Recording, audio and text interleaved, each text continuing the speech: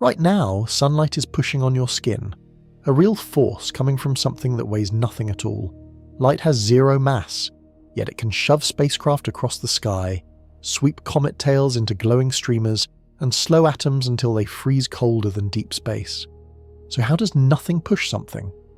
We will chase this mystery from a single beam trapped in a lab, to a sail gliding on pure sunshine, all the way to the heart of a dying star held up by light alone. Some of this is locked down by careful experiments. Some of it could one day carry humans to other stars. If your mind likes being bent this way, like and subscribe so you never miss the next journey. Take a breath. Feel the push you never knew was there. We begin. Stand outside on a clear day and lift your face toward the sun. Warmth spreads across your skin. Something else is happening too, something you will never feel. Sunlight is pushing on you. Every ray of light that lands on your body gives you a tiny shove. Right now, sunlight presses against your face, your arms, the back of your neck. The push is real. It is also unbelievably gentle. How gentle?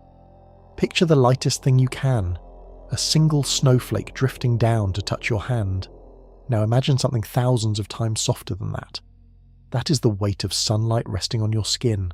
Add up the push across your whole body, and it comes to about the weight of a single grain of sand. You could pile 1,000 of these pushes together and still barely sense a thing. Your beating heart, your clothes, the smallest breeze, all of them bury it. So for almost all of history, nobody knew it was there. You cannot feel it. You cannot watch it happen. A force with no sound, no sting, no sensation at all, landing on every person who ever walked into daylight. And it lands on far more than people. It presses on the ocean, on mountains, on every leaf and rooftop that catches the light. The whole daytime half of Earth feels this push every second and has felt it since long before humans existed. Here is the strange part. A push usually comes from something solid.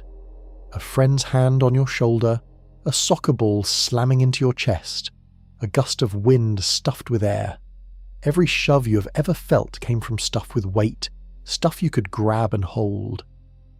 Light works another way. Light weighs nothing. A beam of sunlight has no weight you could ever measure. Set a flashlight beam on a scale and the scale reads 0. Fill an entire room with light and the room weighs the same as when it sat in darkness. By every test we can run, light carries no mass at all. That should end the story right there. Something with no mass should have no punch. A ghost cannot tackle a running back. An empty glove cannot push open a heavy door. If light truly weighs nothing, it should wash across your skin and do absolutely nothing. Yet it pushes. Careful machines have caught it in the act. Spacecraft have sailed on it. The tails of comets bend because of it. This faint pressure, too soft for your body to notice, turns out to be strong enough to move objects across millions of miles of open space.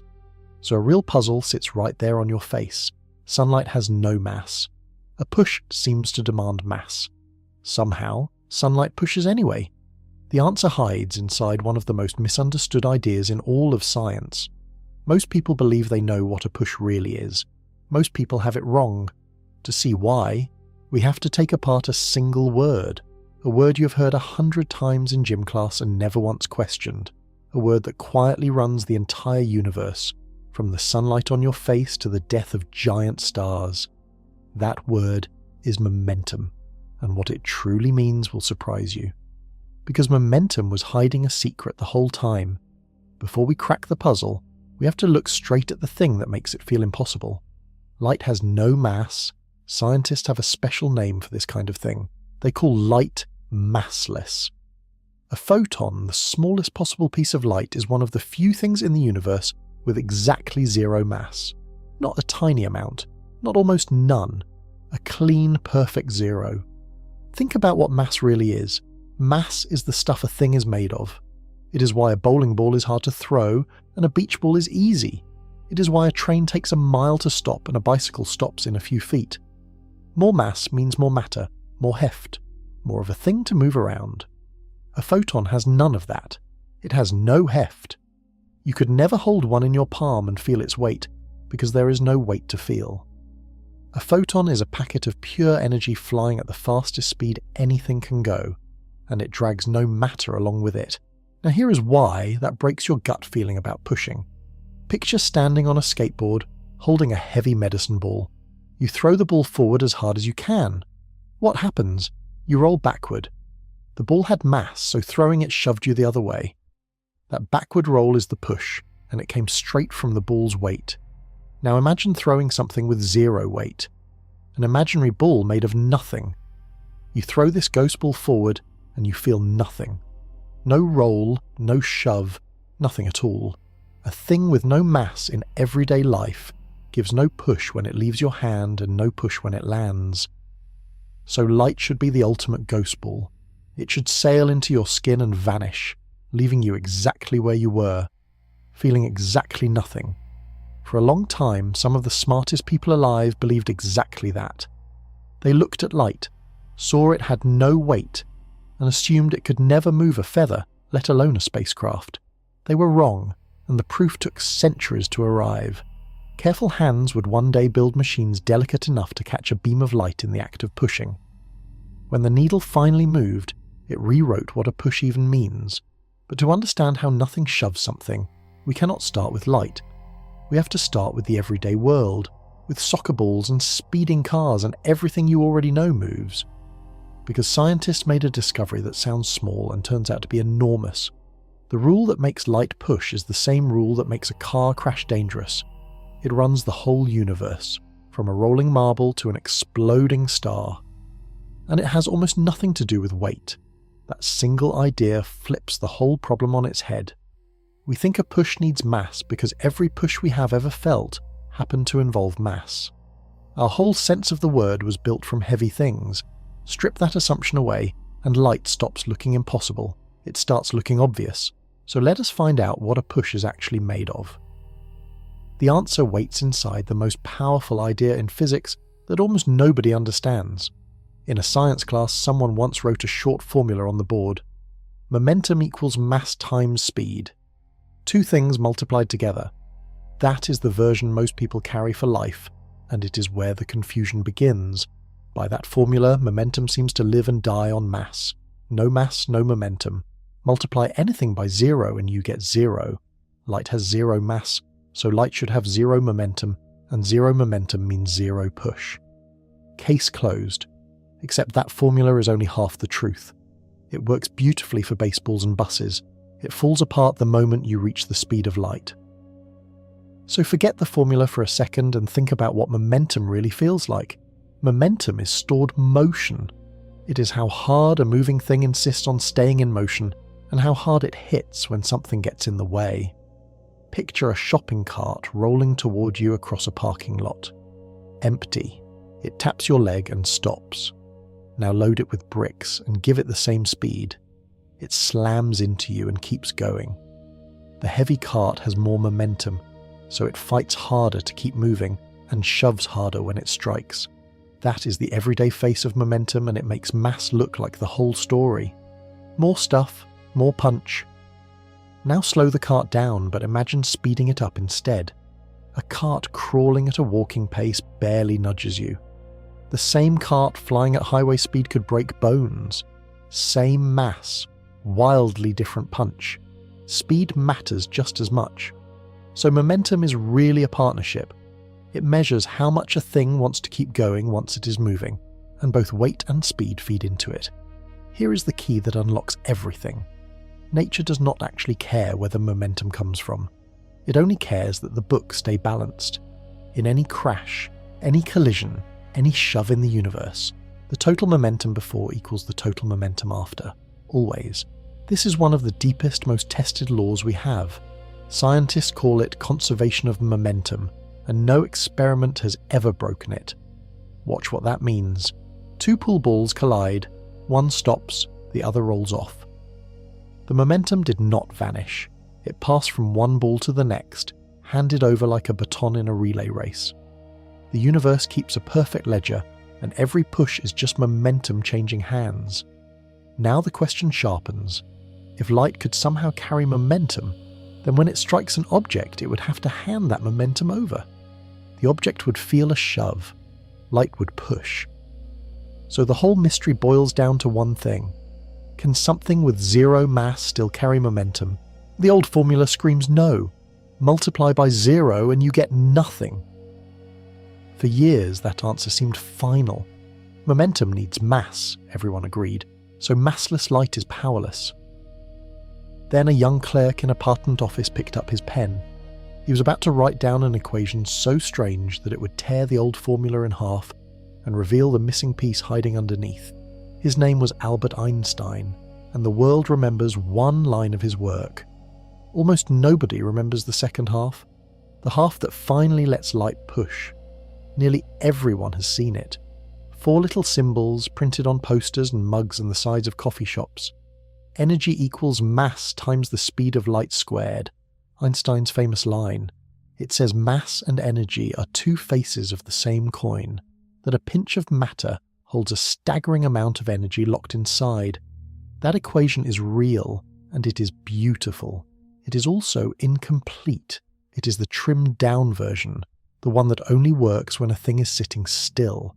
The full equation is longer, and it is the one that solves our puzzle. Einstein's complete rule connects 3 things at once: the energy of an object, the mass of an object, and hiding on the right side its momentum. Written out in plain words, it says the energy of a thing depends on 2 ingredients added together. One ingredient comes from its mass, the other ingredient comes from its momentum. Stack them, and you get the total energy. Now do the daring thing. Take that full equation and set the mass to 0. Ask what happens to a thing with no mass at all. The mass ingredient collapses to nothing. It simply drops out of the equation and disappears. And here is the moment everything changes. The other ingredient, the momentum, is still standing there. It did not vanish. The equation now says something shocking and simple. For a massless thing, all of its energy comes purely from its momentum. Flip that around and read it the other way. A massless thing that carries energy must also carry momentum. The 2 are locked together. You cannot have one without the other. Light carries energy. Everyone already knew that. Sunlight warms your skin, powers green leaves, and can start a fire through a magnifying glass. That warmth is energy arriving, plain and obvious. So follow the chain. Light carries energy. Einstein's full equation says energy in a massless thing comes bundled with momentum. Therefore light carries momentum, and momentum, as we saw, must be handed over when things collide. Therefore light pushes. The whole impossible puzzle dissolves in a single line of algebra. The old classroom formula, mass times speed, was never the real rule. It was a shortcut that happened to work for heavy, slow things. For light it breaks, and Einstein's fuller equation takes over. Feel how strange this is. The momentum of light does not come from weight, because there is no weight. It comes from motion and energy alone, from the sheer fact that light is racing through space at the fastest speed the universe allows. Speed and energy, with 0 mass, still add up to a genuine shove. There is even a clean little rule buried inside. The momentum a beam of light carries equals its energy divided by the speed of light. Brighter beam, more energy, more momentum, harder push. It is exact. It is measurable. It has been checked countless times. So on paper, the mystery is solved. Light should push, and Einstein's math says precisely how hard. But paper is cheap. A pretty equation is a promise, and nature does not care about promises. Somebody, somewhere, had to point real light at a real object and watch it move. If the beam truly shoves, a needle should twitch. Before anyone managed that, though, one simple trick could double the push. And it depends on the colour of what the light hits. 2 identical flashlights, 2 identical beams. You shine one at a sheet of black paper, and the other at a shiny mirror. Same light, same brightness, same everything. Yet the mirror feels a push exactly twice as strong as the black paper. Same beam, double the shove. That difference is not a rounding error. It sits at the heart of how light pressure works. To see why, go back to catching and throwing. Imagine standing on that skateboard again, and a friend throws you a heavy ball. You catch it and hold on. The ball's momentum flows into you, and you roll backward a little. That is one push from stopping the ball. Now replay it. Your friend throws the same ball, but this time you catch it and instantly hurl it straight back at them. You still roll backward from catching it, then you roll backward again from throwing it away. 2 pushes, back to back, in the same direction. You end up rolling twice as far. Black paper is a catcher. When light hits black paper, the paper soaks it up. The light gets absorbed, its momentum handed over once, and the beam stops there. That is a single push. A mirror is a catcher and a thrower. Light hits the mirror, gets caught for the briefest instant, then flies back out the way it came. The mirror feels the incoming shove, then feels a second shove as it flings the light back. 2 pushes, double the force. This is why anyone who wants to ride light for real always reaches for a mirror. A black sail would work in theory. A mirrored sail works twice as well, and in the punishing math of space travel, doubling your push is enormous. There is a hidden cost to catching light though, and it explains why black things heat up in the sun. When black paper absorbs a beam, that energy has to go somewhere. It turns into heat. The paper warms up. A mirror dodges most of that. It bounces the light away before the energy can soak in, staying cooler while getting the bigger shove. Best of both worlds. Scientists measure this push with a unit of pressure, the same idea as air pressure in a car tyre, just fantastically weaker. The pressure of sunlight on a mirror in space is real, steady, and always there. Point a mirror at the sun and it feels a constant, gentle lean forever. Now stack up what we have. Light carries momentum thanks to Einstein. That momentum gets handed over when light strikes something, and a mirror doubles the handoff by bouncing the beam back. On paper, the case is airtight. But every word so far has been theory. Chalk on a board, ideas in a notebook. Nobody in this story has actually watched light move a physical object yet, and a skeptical scientist has every right to fold their arms and say, "Prove it." Proving it turned out to be brutally hard. The push is so faint that the tiniest breath of warm air, the slightest tremble of the table, would drown it completely. For decades, the experiment sat just out of reach, mocking everyone who tried. Before any hand could measure it, one bold mind had to predict it. He never touched a beam of light in a lab. He did it all with pure mathematics, and he called his shot years before anyone could check. Long before any machine caught light in the act of pushing, a quiet Scottish physicist saw it coming. He saw it in equations, scribbled across paper, with no experiment in front of him at all. His name was James Clerk Maxwell, and he may have understood light more deeply than anyone who ever lived. In the middle of the 1800s, Maxwell did something that still stuns physicists today. He took electricity and magnetism, 2 forces people thought were separate, and proved they were secretly the same thing. Rub a balloon on your hair, and you're touching one side of it. Stick a magnet to a fridge, and you are touching the other. Maxwell showed they were 2 faces of a single force, woven together. Then came the part that changed the world. His equations predicted waves, ripples of electricity and magnetism dancing together, able to travel through empty space. He calculated how fast these waves would move. The number that popped out matched the known speed of light exactly. Sit with how bold that was. Maxwell looked at his math and realized light itself was one of these waves. A ripple of electricity and magnetism flying through space at a speed his own equations had predicted. He had explained what light actually is, using nothing but a pencil. And buried inside those same equations was another prediction, one people almost missed. Maxwell's math said these light waves should carry momentum. They should be able to push on anything they strike. He wrote it down plainly. Light, when it lands on a surface, presses against it. He even worked out roughly how hard. His answer was heartbreakingly small. Sunlight, he calculated, would press on things with a force so faint that catching it would be a nightmare. He knew he was asking for something almost impossible to measure. Think about the nerve this took. Maxwell was claiming that sunshine, the same sunshine falling on every rooftop and field, carried a real physical shove. Nobody had ever felt it. No instrument had ever caught it. He was betting on an invisible force, seen only in his equations, and daring the future to prove him right. Many great predictions in science are lucky guesses dressed up later as genius. This was the opposite. Maxwell did not guess. He derived it step by careful step from the deepest theory of light anyone had. If his equations were correct about light being an electric and magnetic wave, and they clearly were, then light pressure had to be real. It was baked in. There was no way around it. That is what makes a prediction powerful. It leaves you no escape hatch. Either the beam pushes, exactly as the math demands, or the entire theory of light is broken. Maxwell had staked everything on a force nobody could feel. Sadly, he never got to see the payoff. Maxwell died young, years before anyone built a machine sensitive enough to test him. He left the world his equations and his daring claim, and he trusted that someone someday would find a way to catch the push. The trouble was, that push was so tiny it defeated every attempt for a generation. To measure it, you had to beat back an enemy far stronger than light pressure itself. An enemy hiding in the very air of the room, and that enemy fooled some very clever people into thinking they had already found the answer. Maxwell had made his prediction. Light pushes. Now someone had to catch it, and the catching turned into one of the most frustrating chases in the history of science. The push was there. Everyone believed it. Nobody could grab it. The problem was its size. The pressure of light is staggeringly, absurdly weak.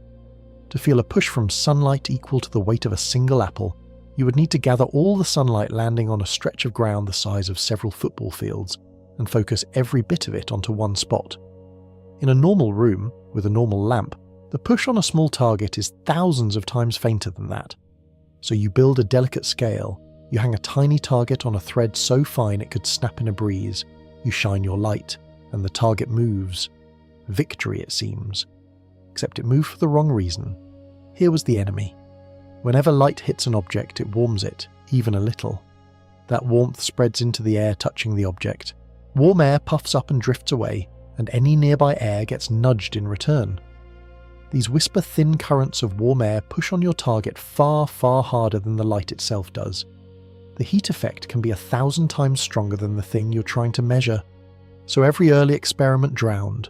Scientists would shine a light, watch the target swing, and have no way to tell how much was Maxwell's gentle push and how much was just warm air shoving things around. The real signal sat buried under a roaring pile of heat. It gets worse. Even the thread holding the target would warm unevenly. Even the walls of the container radiated faint heat back. The whole setup was a swamp of tiny thermal shoves, all of them louder than the voice you were straining to hear. Picture trying to weigh a single eyelash on a scale during an earthquake. The thing you want to measure is real, but the shaking around it is 100 times bigger. That was light pressure for a generation of physicists. Real, predicted, and buried alive under heat. The answer, once people figured it out, was brutal and clever.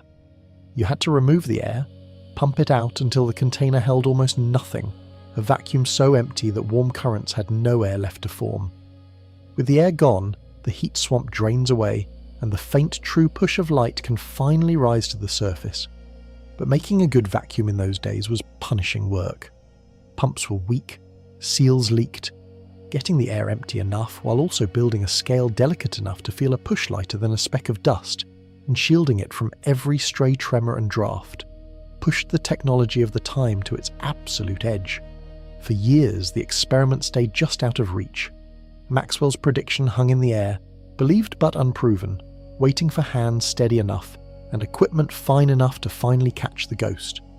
Meanwhile, a spinning little glass toy appeared in shop windows, whirling merrily in the sunlight.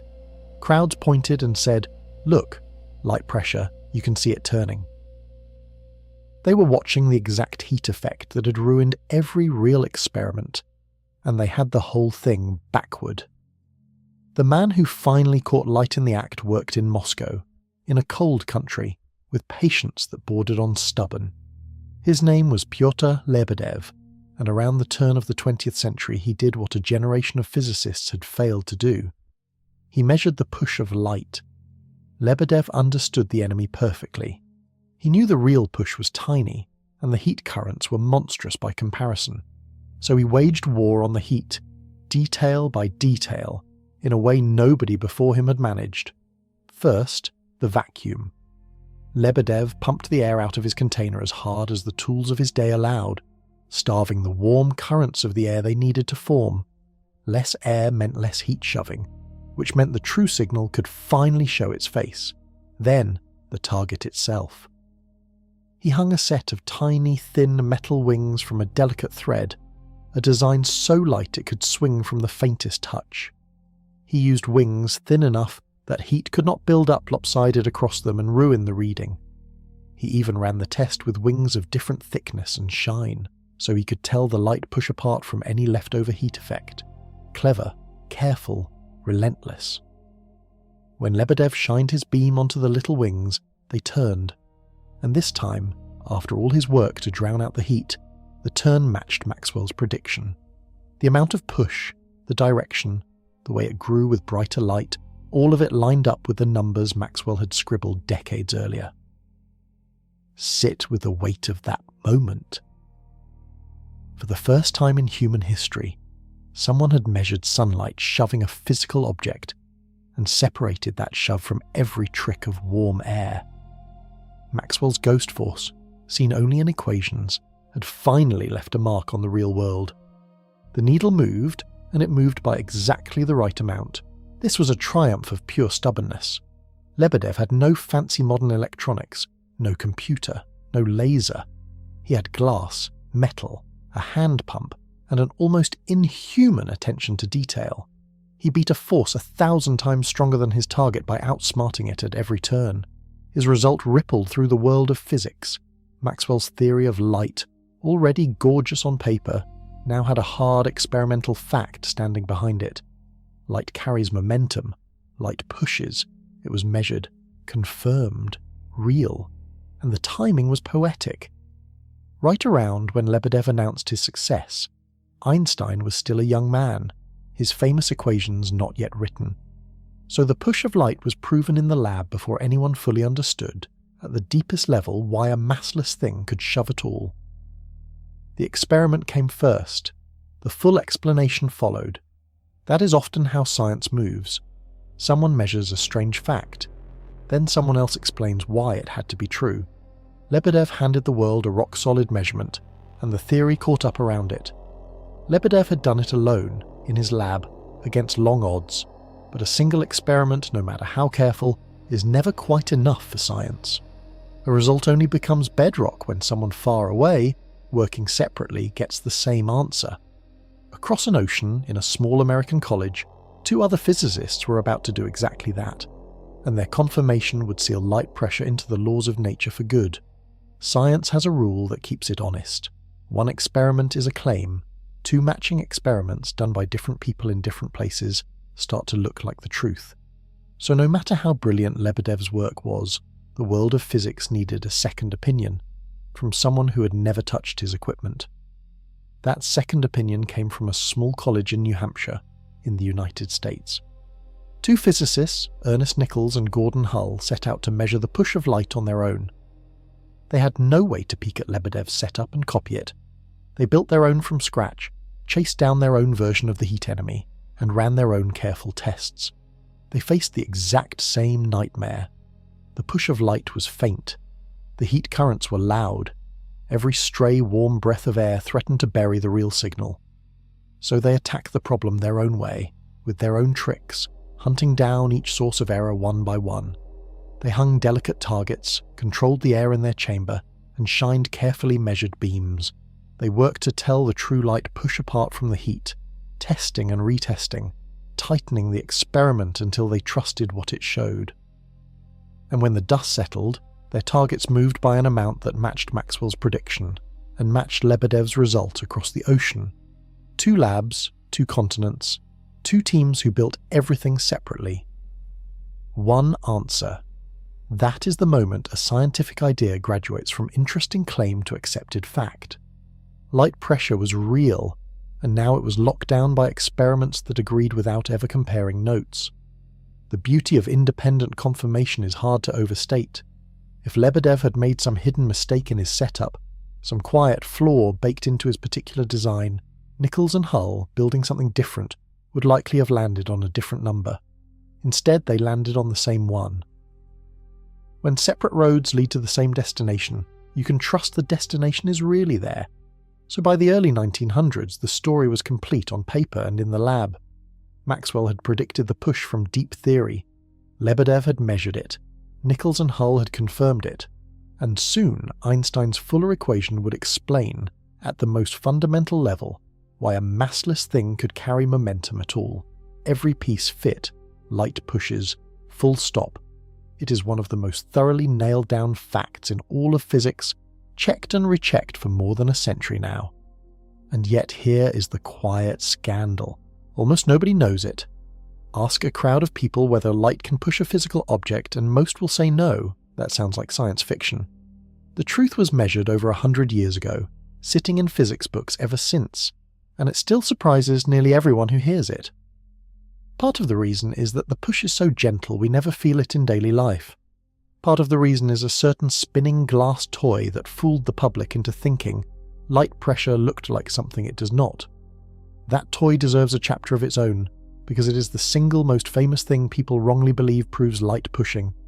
It sits in shop windows and science museums, whirling in the sun, telling a lie so convincing that even smart people fall for it. Time to take it apart and see what is really making it spin. Walk into a science museum gift shop and you will probably find it. A little glass bulb, about the size of a light bulb with a set of tiny metal wings balanced on a needle inside. Each wing is painted black on one side and left shiny on the other. Set it in sunlight and the wings spin faster and faster, whirling like a merry-go-round powered by nothing but light. Its name is the Crookes radiometer, invented by a scientist named William Crookes. Almost everyone who sees it thinks the same thing. Look, light is pushing the wings around. There is light pressure, right in front of me, spinning a toy. It seems like the perfect little proof of everything we have been talking about. It is completely wrong. Here is the tell that gives it away. Watch which way it spins. If light pressure were doing the work, the shiny sides would get the bigger push, since mirrors feel double the shove. The wings should spin with the black sides leading the way, driven backward by the harder push on the shiny faces. But the real toy spins the other direction. The black sides run away from the light as if the black paint were being shoved harder. That is backward from what light pressure would ever do. So light pressure cannot be the cause. Something else is spinning those wings, and it is the very same troublemaker that ruined every early experiment: heat. Here is what actually happens. The black side of each wing soaks up light and heats up. The shiny side reflects light and stays cooler. Now the bulb is not a perfect vacuum. A little bit of air still floats around inside. The air near the hot black side gets warmed, bounces off harder, and gives the wing a nudge. The warm black side gets shoved backward, and the whole wheel spins. The push comes from air molecules bouncing off warm surfaces, the exact heat effect that light pressure hunters spent decades trying to eliminate. Feel the irony. This famous toy, which crowds point to as proof of light pressure, is powered by the one thing that is not light pressure. It is a monument to the enemy. The real push of light is buried somewhere in that bulb, thousands of times too weak to see, drowned out completely by warm air, just as it always was. There is a beautiful twist that proves the point. Suppose you built a radiometer with a truly perfect vacuum inside, with every last bit of air removed. With no air to carry the heat currents, the warm air trick would vanish, and in that empty bulb the faint true push of light would finally win. The wings would creep the other way, black sides leading exactly as light pressure demands. Take away the air, and the toy flips its direction. That is the fingerprint of two different forces fighting, with the loud one usually winning. So the next time you see one of these spinning in a window, you can smile. You're watching warm air at work wearing a costume of light. The genuine push of sunlight is in there too, patient and real, waiting for a vacuum quiet enough to speak. But you do not need a lab or a toy to see light pressure shaping the real universe. There is a place in the night sky where it draws enormous glowing pictures across millions of miles, and people have been staring at those pictures, confused, for thousands of years. For as long as humans have looked up, comets have terrified and amazed us. A comet appears from nowhere, a smudge of light with a long glowing tail streaming behind it, hanging in the sky for weeks. Ancient people saw them as omens, warnings from the heavens. What they were really seeing, without knowing it, was light pressure drawing a picture across the solar system. Start with what a comet actually is. Forget the fiery streak you might imagine. A comet is a dirty ball of ice and dust, a frozen leftover from the birth of the solar system, often just a few miles across. Most of the time it drifts far from the sun, cold and dark and utterly still. It has no tail at all out there. Then its long orbit swings it close to the sun, and everything changes. As the comet nears the sun, sunlight heats its icy surface. The ice does not melt into puddles. It turns straight from solid ice into gas and blasts off the comet, carrying dust with it. Now the comet is wrapped in a growing cloud of gas and dust, streaming off into space. This is the raw material of the tail. Here is the part that puzzled people for centuries. That tail does not trail behind the comet like smoke behind a train. Instead, the tail always points away from the sun. Always. When the comet is racing toward the sun, the tail streams out behind it, sure. But once the comet loops around and heads back out, the tail swings around to the front, and the comet chases its own tail out of the solar system. The tail cares about one thing only. It points away from the sun, no matter which way the comet is moving. For a long time, that made no sense.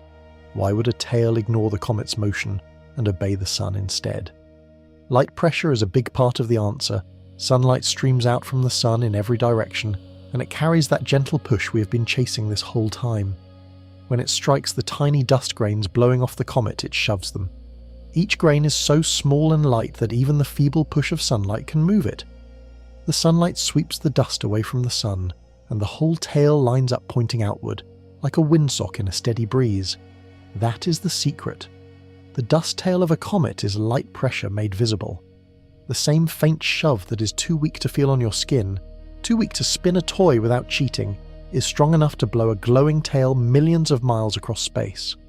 On a dust grain lighter than a speck of flour, the push of sunlight becomes a mighty wind. Suddenly the toy in the museum and the comet in the sky are the same story. In the bulb, light pressure hides, too weak to beat the air.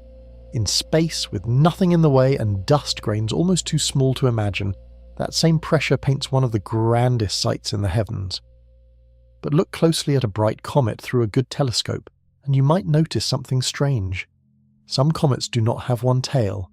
They have two, pointing in slightly different directions made of different stuff.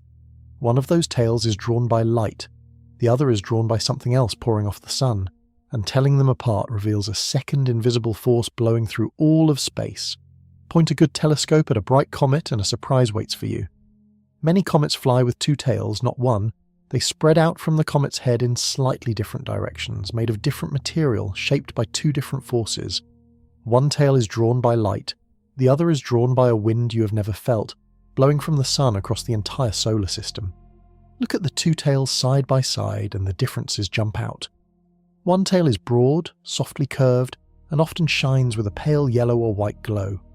The other is thinner, straighter, and glows with an eerie bluish colour, arrow straight, pointing dead away from the sun. The broad curved pale one is the dust tail, and you already know its story. Light pressure shoves the tiny dust grains off the comet and sweeps them away from the sun.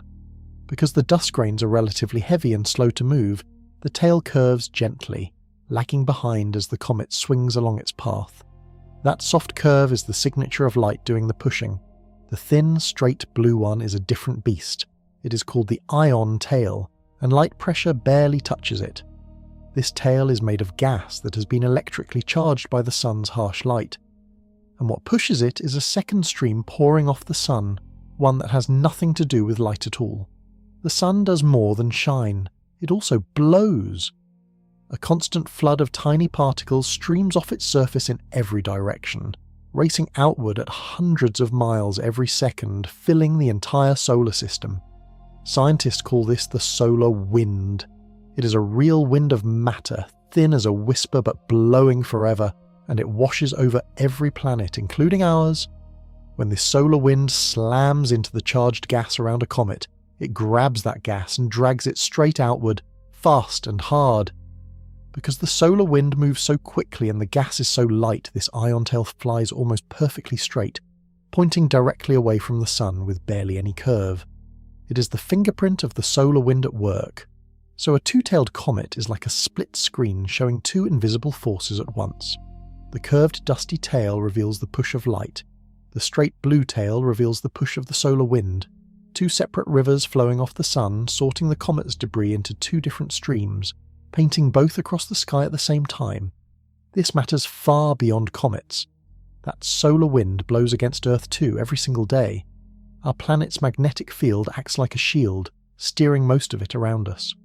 When gusts of solar wind crash into that shield near the poles, they light up the sky with the shimmering green and red curtains of the northern and southern lights. The same wind that straightens a comet's tail paints auroras over our heads. For this whole journey, we have watched light pressure as a force of nature, shoving dust and shaping comets on its own schedule.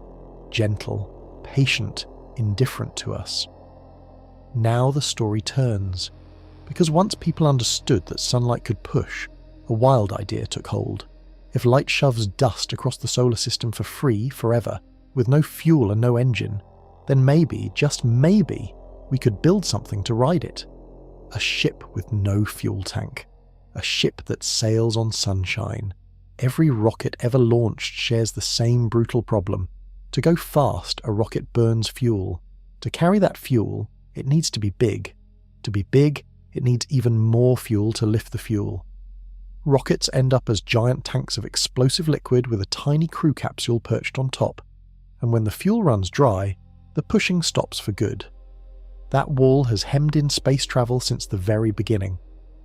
Now imagine a ship that carries no fuel at all. It would spread a vast, thin, mirror-bright sheet across space, a sail hundreds of feet wide and thinner than a trash bag. Sunlight would strike that mirrored sail, and every photon would give it a gentle shove, exactly the push Lebedev measured and Maxwell predicted. One photon does almost nothing, but sunlight pours out countless photons every second, and they never stop coming. The sail feels a steady, endless lean, forever, as long as the sun shines on it. This is a solar sail, and it flips the entire logic of space travel on its head. A rocket gets one hard shove and then coasts. A solar sail gets a whisper of a push that never quits. Day after day, that gentle pressure keeps adding speed. Slow at first, almost laughably slow, then faster still. With no fuel to run out, the sail can keep accelerating for months or years, building up to speeds a rocket could never reach on a single tank. Picture two ships racing across an ocean. One is a speedboat with a full tank of gas. It roars off the line, leaving the other far behind. The second ship is a sailboat catching a light but constant wind. At first it looks hopeless, creeping along while the speedboat vanishes over the horizon.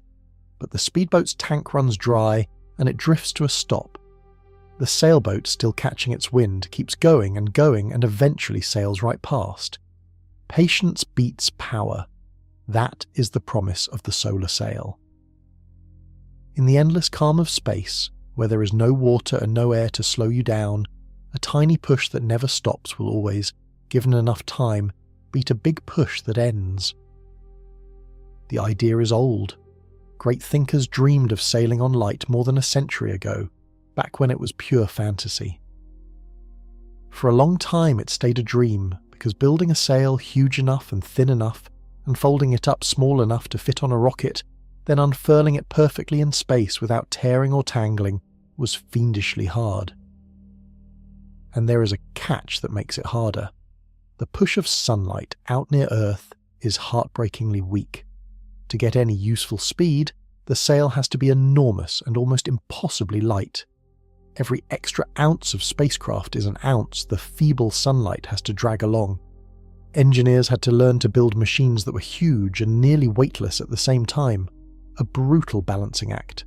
For decades, solar sails lived only in the pages of science books and the dreams of engineers. Everyone agreed the physics worked. Nobody had proven it could fly. Then, on a spring day, a spacecraft lifted off from Japan carrying a folded silver sail, bound for the planet Venus. If it worked, it would become the first machine in history to truly cross space on the push of sunlight alone. The whole world of space travel held its breath. In the spring of 2010, a rocket climbed off a launch pad in Japan carrying an odd little spacecraft with a beautiful name. It was called Icaros, and it was about to attempt something no machine had ever done. It would try to sail between the planets on nothing but the push of sunlight. Icaros began the journey as a compact drum, its sail folded tight and wound up inside. The real magic had to happen in space, far from any helping hand. Out in the dark, the spacecraft began to spin, and it flung out 4 weights on the ends of its folded sail. Like a figure skater's dress flaring out in a spin, the sail unfurled, spreading into a huge, thin, shining square. Fully open, it stretched about 60 feet from corner to corner, roughly the length of a bowling lane, yet the film was thinner than a strand of hair. That silver square was the whole point. It was a mirror aimed at the sun, waiting to catch the push that scientists had argued about for over a century. And it worked. As sunlight streamed onto the giant sail, the spacecraft felt the shove. Icaros measured the push directly and confirmed that sunlight was speeding it up, exactly as the theory promised. For the first time in history, a spacecraft was crossing the solar system driven by light pressure, with no fuel burning, no engine roaring, just photons landing on a mirror and leaning it forward. The push was tiny, of course. On a sail that size, sunlight pressed with a force smaller than the weight of a paperclip. That sounds pathetic. But in the frictionless silence of space, that whisper of a push worked every second of every day, patiently building speed and gently steering the craft. Over the long trip, those tiny shoves added up into a real change in the spacecraft's path. Icaros did more than just coast. Its team learned to steer it using the light itself. By changing how parts of the sail reflected sunlight, they could tilt the push a little this way or that, nudging the spacecraft's direction without a single drop of fuel. A ship sailing on light and tacking with it too. Icaros cruised all the way to the neighborhood of Venus, proving that a solar sail could survive the journey and do real work along the way. A dream more than 100 years old had finally left the page and flown. Sailing on sunshine was no longer a fantasy in a book. It was a spacecraft, out there right now, riding the same gentle pressure that presses on your face. The success sent a jolt of excitement through everyone who dreamed of cheaper, fuel-free travel across the solar system. If a sail could reach Venus, where else could it go? Out to the far planets. Someday, maybe, beyond. But Icaros was a government mission, built by a national space agency with a big budget and a team of experts. A fair question hung in the air. Was light sailing something only giant agencies could afford? Or could a smaller group, even ordinary people chipping in, launch a sail of their own? The answer came from a spacecraft funded not by a government, but by thousands of regular people who believed in the dream and opened their wallets to prove it could fly. Icaros proved a government could sail on sunlight, but a group of space fans wanted to prove something bolder. They wanted to show that ordinary people, chipping in small amounts of money, could launch a solar sail of their own. Their spacecraft was called Light Sail, and it flew on the dreams and dollars of the public. The project came from a group called the Planetary Society, a club of scientists and space lovers who wanted to push the dream of light sailing forward. They did not have a giant government budget, so they turned to the crowd. Thousands of everyday people from around the world pitched in, a little here, a little there, raising more than $1 million to build and fly a sail. Regular folks, funding a real spacecraft to chase a beam of light. Light sail was small, about the size of a loaf of bread when folded up. Packed inside were 4 shiny sail panels waiting to unfold. Once in orbit around Earth, the little craft popped open, and 4 metal booms slowly reached out, dragging the crinkly silver sail with them until it spread into a bright square about the size of a boxing ring. From a folded loaf of bread to a glittering sail, all on its own, hundreds of miles above the ground. Then came the real test. Could sunlight actually raise the spacecraft's orbit, lifting it higher just by pushing on the sail? For a craft flying close to Earth, this is a tough challenge. Down at that altitude, there are still faint traces of air, thin wisps that drag on the sail and try to slow it down. The sunlight had to push hard enough to overcome that drag and actually lift the orbit.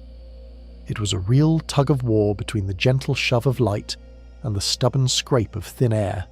Light Sail won. By carefully angling its sail toward the sun through each orbit, catching the light like a kite catches wind, the little spacecraft raised the high point of its orbit measurably. Sunlight and sunlight alone had lifted a spacecraft to a higher path around the Earth. The push people funded with their own money had done exactly what they hoped. Think about what that meant. Ordinary people, without a space agency, had built a machine that flew on light pressure and steered itself by the sun. The dream was no longer locked behind giant budgets and national programs. It had opened up to anyone with the passion to chase it. Lightsail also taught hard lessons that only real flight can teach. The sail did not always unfold perfectly. Software glitched. The team had to problem solve on the fly, wrestling with a spacecraft they could only reach through faint radio signals. Every stumble taught engineers something new about how to make the next sail better, tougher, and more reliable. So now the picture was rich.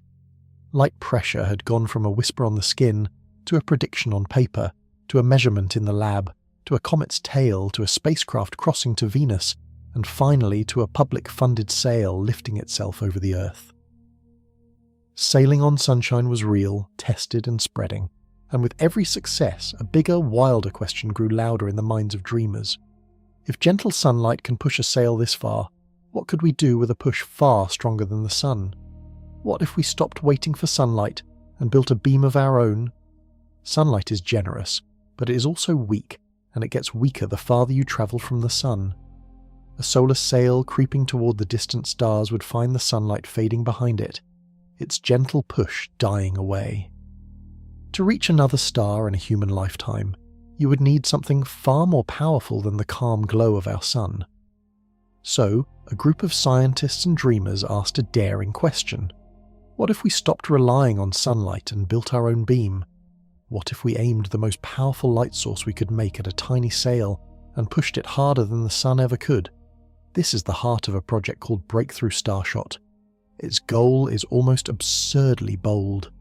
Send a spacecraft to another star system and do it within a human lifetime. The nearest stars beyond our sun sit more than 4 light-years away, a distance so vast that our fastest spacecraft today would take tens of thousands of years to cross it. Starshot wants to make the trip in about 20 years. The plan sounds like science fiction, yet the physics holds up. First, shrink the spacecraft. Forget giant capsules. The Starshot probe would be tiny, a little chip the size of a postage stamp weighing about as much as a paperclip. Onto that chip, engineers would pack cameras, sensors, and a way to send signals home, all squeezed into something you could hold between 2 fingers. Attach that tiny chip to a small, ultra-thin, mirror-bright sail, only a few feet across. Now you have a featherweight spacecraft, almost nothing but sail.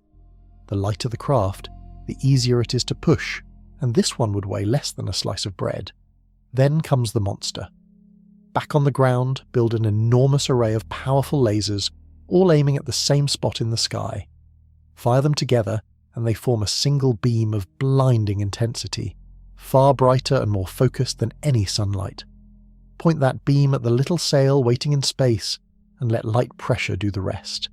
The laser would blast the sail for only a few minutes, but in those few minutes the push would be so ferocious that the tiny craft would rocket up to a staggering speed, a good fraction of the speed of the light itself. Then the laser shuts off, and the chip coasts the rest of the way, flying silently across the gulf between the stars for the next 20 years. The dream drew serious minds and serious money. The famous physicist Stephen Hawking lent his name and his voice to the project before he died, believing it was humanity's best near-term shot at touching another star. That backing helped turn a wild idea into a real research effort, with scientists working on each brutal challenge one at a time, and the challenges are brutal. Building lasers that powerful, aiming them with perfect accuracy, and making a sail that can take the heat without tearing or melting, all push far beyond what we can do today. Nobody is launching this next year, or even next decade. It is a long, hard road, but the core idea rests on the same simple truth this whole journey has been circling. Light pushes. Aim enough of it at something light enough, and you can fling it toward the stars. The real jaw-dropper is the speed. Just how fast could a beam of the light throw a sail? Fast enough to change what the word travel even means. To feel how wild a laser-pushed sail could be, you have to grasp just how fast it would go, and how impossibly slow everything we have built so far really is. Start with our champions, the fastest spacecraft humans have ever launched. The ones slipping toward the edge of the solar system move at tens of thousands of miles per hour. That sounds blistering. By the standards of cars and jets, it is beyond imagining. Now aim one of those speed record spacecraft at the nearest star beyond our sun, more than 4 light years away. At its top speed, how long would the trip take? Around 70,000 years. Not 70. 70,000. Whole civilizations would rise and fall before the spacecraft arrived. The people who launched it would be a forgotten myth by the time it got there, if anyone remembered it at all. That is the crushing truth about the stars. They are so far away that our fastest machines are, on the scale of the galaxy, barely crawling. This is why the dream of reaching another star has always felt hopeless. Light pressure offers a way to smash through that wall. A sail blasted by a giant laser would not move at tens of thousands of miles per hour. It would move at a real fraction of the speed of light, the fastest speed anything can travel. The goal for a project like Starshot is to reach about 1/5 of light speed. 1/5 of the speed of light means covering around 37,000 miles every single second. In the time it takes you to blink, the little sail would cross a distance greater than the width of the United States, several times over. At that pace, the trip to the nearest star drops from 70,000 years to roughly 20 years. 20 years. A person could launch that sail as a young adult and still be alive to see the pictures come home. A journey that once needed 1,000 human lifetimes could fit inside a single career. That is the staggering gift light pressure could hand us, the difference between forever and within reach. There is a beautiful reason light can do what fuel never could. A rocket must carry its own fuel, and that fuel has weight, and hauling that weight is what holds rockets back. A laser-pushed sail carries no fuel at all. The energy comes from the laser back home, so the spacecraft itself can be feather-light, and a feather is easy to fling fast. Of course, going that fast raises brutal new problems. At 1/5 of light speed, even a tiny speck of dust would hit the sail like a bullet, with enough energy to tear right through it. And once the sail screams past its target star, there is no way to stop. It would fly through the whole star system in hours, snapping pictures as fast as it can, then vanish out the far side into the dark forever. Still, the fact that we can seriously talk about reaching another star using only the push of light on a mirror is breathtaking. A force too gentle to feel on your skin could one day carry a piece of Earth to another sun. But throwing sails at the stars is only one side of what light pressure can do. Turn that same force inward, shrink it down, and it becomes a tool of astonishing delicacy.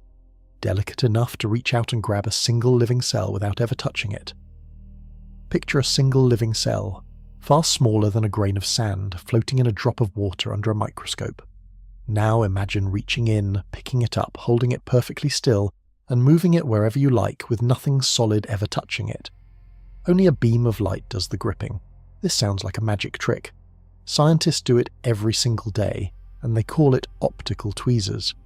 For this whole journey, we have watched light shove things away, push a sail, blow a comet's tail, fling a chip toward the stars. Grabbing something and holding it in place seems like the opposite of a shove, yet the same force pulls it off once you shape the light just right. Here is the trick. Take a laser and focus it down to a single blazing point, tighter than the tip of a needle. At that focus, the light is brightest. Move a little away in any direction and the light quickly dims, so the beam has a bright core surrounded by dimmer edges. Now drop a tiny clear bead into that beam, something see-through, like a microscopic glass ball or a living cell full of water. Light passes right through it, but it bends on the way, the same way a light bends through a magnifying glass. The bead acts like a tiny lens.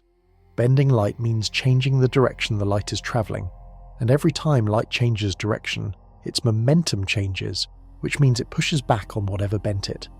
As the bead bends the beam pushes on the bead in return. When you work out all those little pushes, they add up to one clear result. The bead gets tugged toward the brightest spot right into the heart of the beam. That is the whole secret. The bead sits trapped in the focus like a marble resting at the bottom of a bowl. Try to nudge it away, and the light gently pulls it back to the center. Move the laser, and the trapped bead follows, dragged along by the beam of light holding it. You have a pair of tweezers made of nothing but a bright point of light. The power of this is hard to overstate. These light tweezers are so gentle they can grab a living cell without popping it or cooking it. Scientists can catch a single bacterium and hold it under the microscope. They can grab a red blood cell and move it around. They can even grip the tiny machinery inside a cell and tug on it to measure how strong it is. Think about grabbing a single strand of the molecule that carries your genes, the twisted ladder that holds your instructions for life.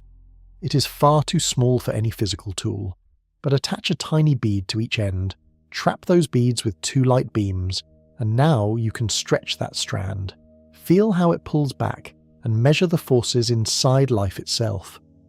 Light becomes a pair of hands small enough to hold a single molecule. The same push that seemed too weak to matter, the shove you cannot feel on your skin, turns into a set of impossibly delicate fingers in a laboratory. It grips, it holds, it moves the building blocks of living things. And the person who first dreamed this up spent decades being told it would never work. He kept at it anyway, deep into his 90s, until the world finally handed him its highest prize. Some scientists get their reward young, at the peak of their fame. Arthur Ashkin waited until he was 96 years old. When the phone rang from Sweden telling him he had won the Nobel Prize, he had already been retired for years, still tinkering with experiments in the basement of his home. He became the oldest person ever to win a Nobel, and he won it for teaching light to grab hold of matter. Ashkin spent much of his career at a famous American research lab back when lasers were brand new and strange. Most people saw a laser as a fancy way to make a bright straight beam. Ashkin saw something else. He remembered that light carries momentum, that it pushes, and he wondered what would happen if you aimed that push at something small enough. He started simple. He shined a laser at tiny transparent beads floating in water and watched them get shoved around. Then he noticed something odd and wonderful. The beads got pulled sideways, sucked into the brightest part of the beam and held there. The light was reeling them in. He had stumbled onto the trapping effect, the tug toward the bright core, and he realized he could cage a particle with the light alone. From there, Ashkin pushed further, year after year. He learned to hold single particles steady in 3 dimensions, floating in place, gripped only by a beam. Then he took a bold leap. He tried it on living things. At first, the laser killed them. The light was the wrong color, and it cooked the tiny organisms he was trying to hold. Ashkin refused to quit. He switched to a gentler color of light that living cells let pass through harmlessly, and suddenly it worked. He could trap a living bacterium, hold it under the microscope and watch it swim in place, completely unharmed. He could even catch things inside a living cell and move them around without breaking the cell open. This changed biology forever. Scientists could now reach into the microscopic world and handle single cells, single molecules, single pieces of the machinery of life, all without a single physical tool touching them. Whole new experiments opened up, ones nobody could have run before. Researchers measured the tiny motors inside your cells, the ones that haul cargo around and copy your genes, by grabbing them with light and feeling them pull. For a long time, Ashkin's work sat quietly, respected by insiders but unknown to the wider world. He kept believing it mattered, and decades after his first trapped bead, the Nobel Committee agreed, honouring him for inventing the optical tweezers that had quietly transformed science. The best part of his story is the stubbornness. Ashkin was told more than once that pushing things around with light was a curiosity of little use. He saw a tool where others saw a toy. He spent a lifetime proving that the faint pressure of light, sharpened to a fine point, could become one of the most delicate instruments ever built.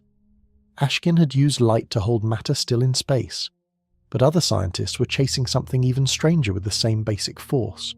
They wanted to use beams of light to freeze atoms in their tracks, to slow the restless jiggling of matter itself, and chill it down toward the coldest temperature the universe allows.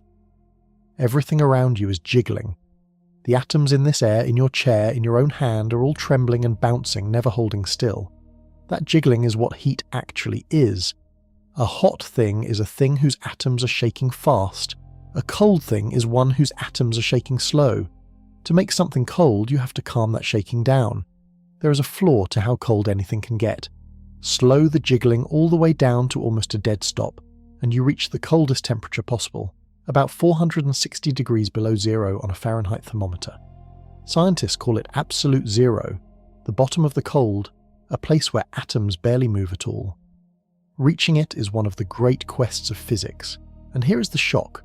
One of the best ways to freeze atoms toward that flaw is to blast them with light. That sounds backward. Light usually warms things up. Sunlight heats your skin, a lamp warms a room, a magnifying glass can start a fire.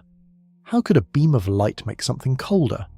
The answer is one of the most beautiful ideas in modern science, and it runs entirely on the push of light. Think of a single atom flying through space, trembling with heat, moving fast. Now aim a laser straight at it, coming from the direction the atom is heading. Every photon that hits the atom gives it a tiny shove backward against its motion. One photon barely matters. But fire millions of them, and the steady stream of little pushes acts like a headwind, slowing the racing atom down, draining away its speed and its heat. The clever part is making sure the light only ever pushes against the motion, never with it. Scientists tune the colour of their lasers with incredible care, using a quirk of how moving atoms see light. An atom rushing toward a beam sees the light shifted in a way that makes it drink up those photons eagerly, catching the full brunt of the push. An atom moving away barely notices the same beam, so the light always shoves hardest against whatever is moving toward it. Now surround the atoms with these beams coming from every direction, left and right, up and down, front and back. No matter which way an atom tries to dart, a beam is waiting to push it back.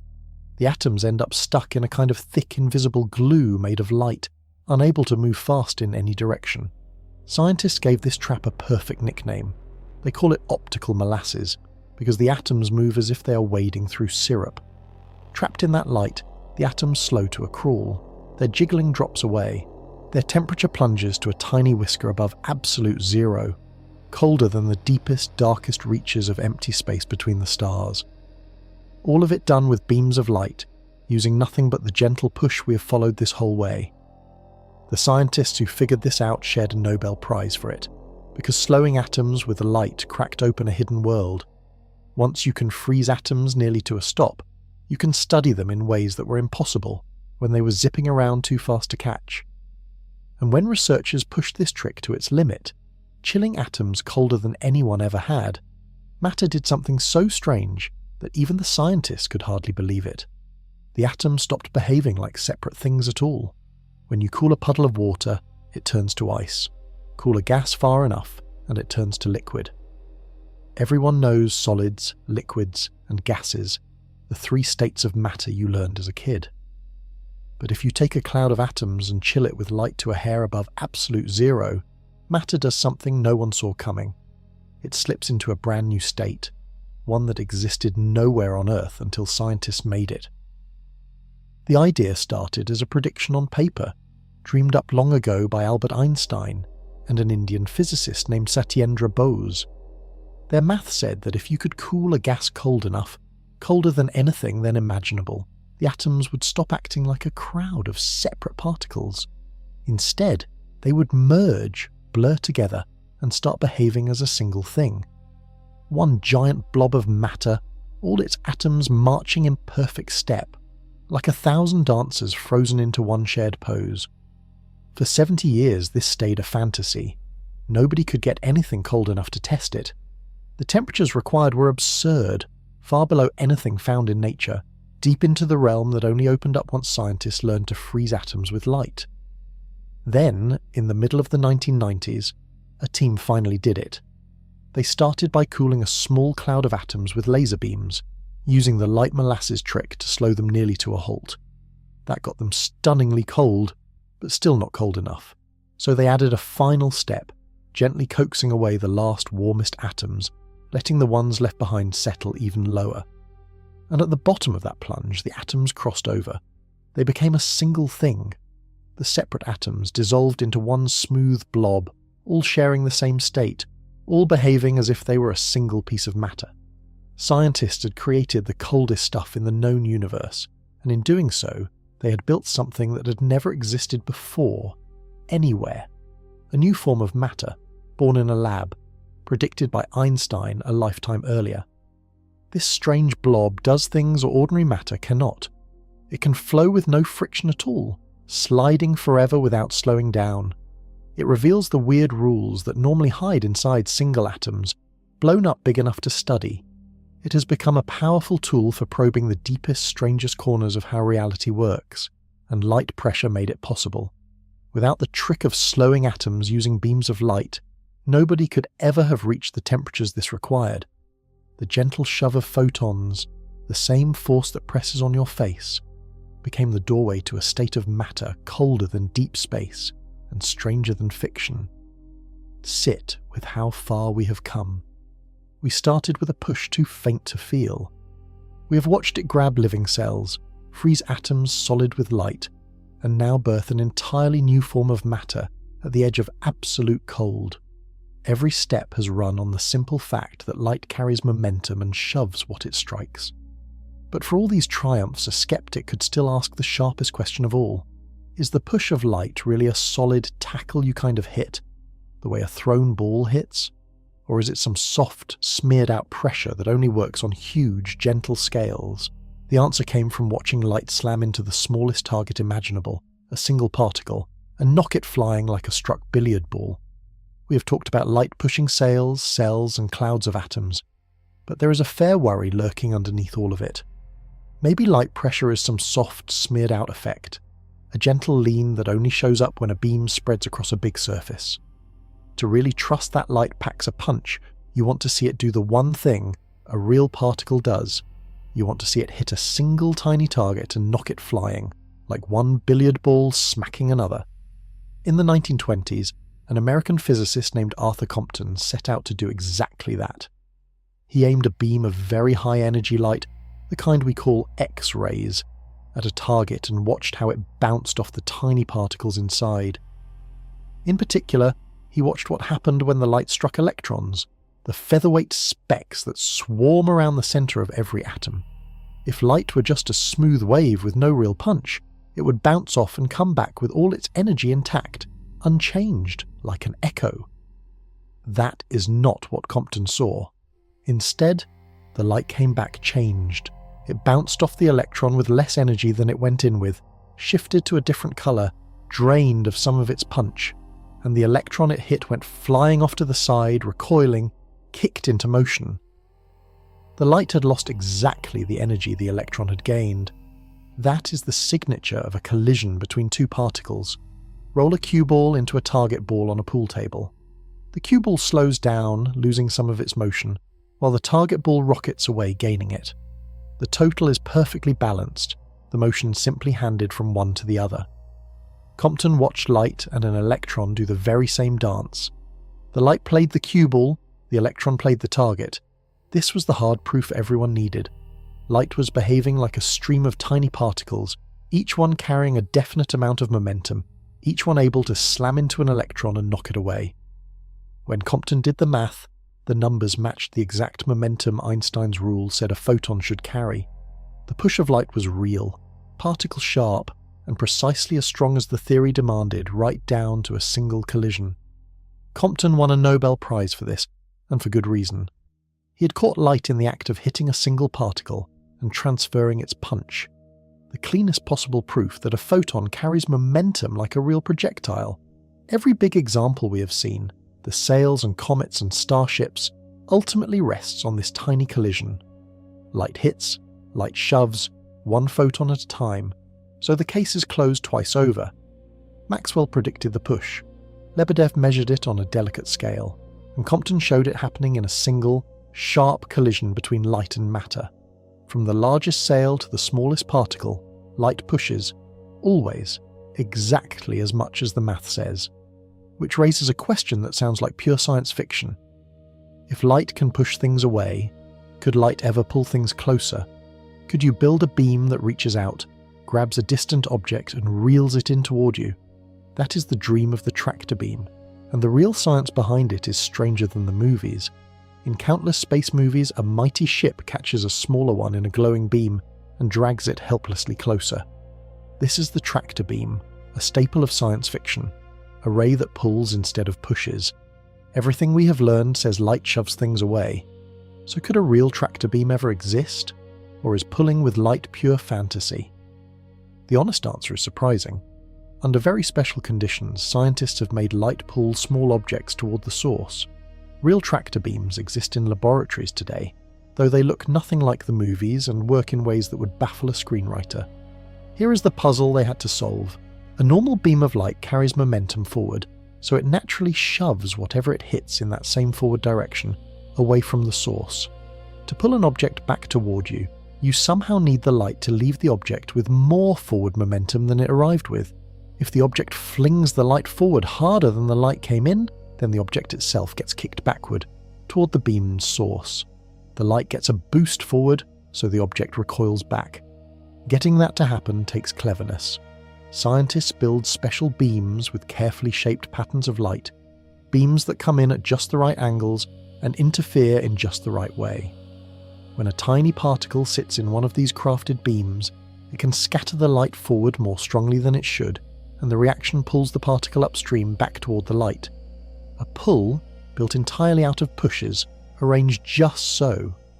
Researchers have used tricks like this to drag tiny beads and particles slowly toward a light source, across small distances in the lab. Others have used patterns of sound waves, or clever combinations of beams, to tug small objects backward. It works, and it is real, and it is genuinely astonishing to watch. But hold your excitement about capturing spaceships. These real tractor beams only work on things that are microscopically small, specks you would need a microscope to see. They pull them gently, across tiny gaps, under carefully controlled conditions. Scaling this up to grab a car, a person, or a starship is nowhere on the horizon, and may run into hard limits of physics that no clever beam can dodge. Still, even a microscopic tractor beam is incredibly useful. Being able to pull a single cell or particle toward you, rather than only pushing it away, gives scientists a fuller set of hands in the tiny world. Combined with the trapping tweezers we saw earlier, it means light can now push, hold, and pull, a complete toolkit for handling matter too small to touch. So the fantasy turns out to hold a kernel of truth. Light usually shoves, but shape it with enough care and it can reach out and reel a tiny thing in. The tractor beam is real, just quieter and smaller than the movies ever imagined. We have chased light pressure from the skin on your face to the machinery of living cells, from frozen atoms to the tug of a laboratory tractor beam. Every example has been here on Earth, in our hands, in our labs. Now the story explodes outward to a scale almost too big to picture, because the very same push, the gentle pressure of light, is what stops the sun from crushing itself into oblivion. Light is holding up a star. Look up at the sun, that steady ball of fire that has burned in our sky your whole life. It seems calm, unchanging, permanent. Inside, it is anything but calm. The sun is caught in a violent tug of war, a battle between two titanic forces, and if either side ever won, the sun would be destroyed. On one side is gravity, trying to crush it. On the other side, holding gravity back, is light. Start with gravity. The sun is unimaginably heavy, a ball of gas more than 100 times wider than the Earth. All that weight pulls inward, every part of the sun crushing down toward the center. Gravity wants to squeeze the whole sun into a tiny dense point. If nothing pushed back, the sun would collapse in on itself in a matter of minutes. So something has to push back, hard enough to hold up the entire crushing weight of a star. Part of that push comes from the sun being blazing hot, its gas straining to expand. But a real share of the push comes from something you would never expect. It comes from light. Deep in the sun's core, nuclear fire creates a flood of light, an ocean of photons blasting outward in every direction. That light does what light always does. It pushes.